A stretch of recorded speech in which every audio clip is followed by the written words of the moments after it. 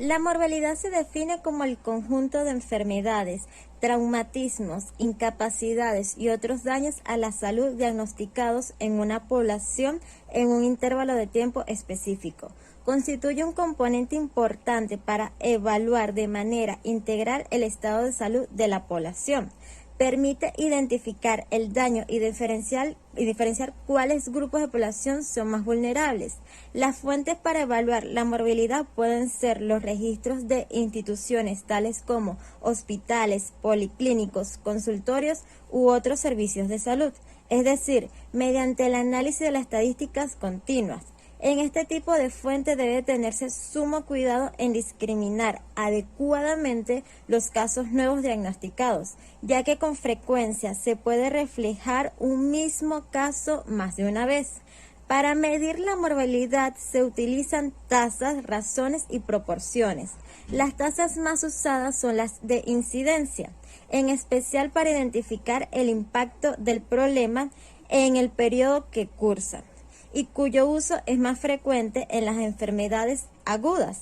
Las tasas de prevalencia reflejan el total de enfermos de la población independientemente del periodo.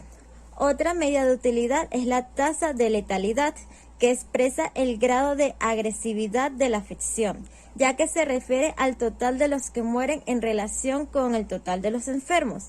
La tasa de morbilidad específica refleja la magnitud del problema según la enfermedad, por grupos de edades y por género. Ahora bien, los datos de mortalidad representan una fuente fundamental de información demográfica, geográfica y de causa de muerte. Estos datos se usan para cuantificar los problemas de salud, así como para determinar o monitorear prioridades o metas en salud. Su calidad estará en relación directa con la calidad de la información que esté disponible.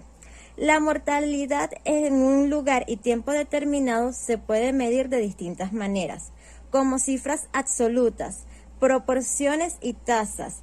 A diferencia de la morbilidad, la muerte es un evento único claramente identificable que refleja la ocurrencia y la gravedad de una enfermedad. En ella se recomienda desglosar los datos sobre mortalidad para características como causa, edad, sexo, lugar, residencia, ocurrencia y orígenes étnicos, entre otras.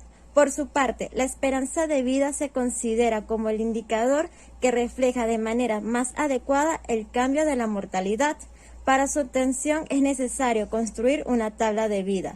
Es un estimado del número de años que le restan por vivir a una persona, tomando como base las tasas de mortalidad por edad y por sexo de un año determinado. En una medida hipotética, un indicador de las condiciones de salud existente. No es una tasa o un coeficiente, es un indicador refinado de los niveles de mortalidad. Su cálculo es certificado y no siempre hay posibilidades de obtenerlo. Por ello, se utiliza la tasa bruta de mortalidad tipificada mediante el método directo o indirecto.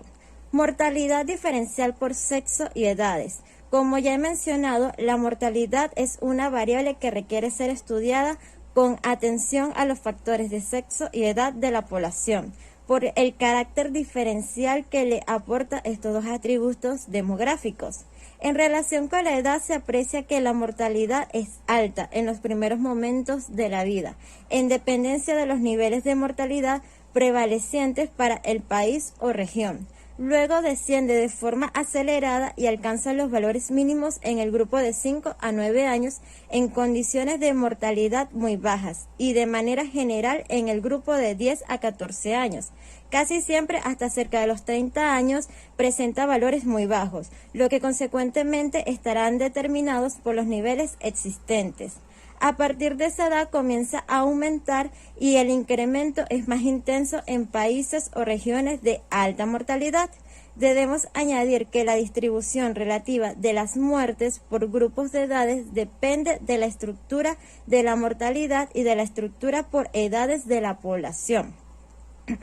Con respecto al sexo, cabe señalar que la mortalidad es más alta en los hombres que en las mujeres, de ahí que se hable de mortalidad diferencial por sexo. Solo en países donde la mortalidad es muy alta, como África y Asia, ocurre que la mortalidad femenina supera la masculina. En estos casos influye pautas culturales respecto al papel de la mujer en la sociedad.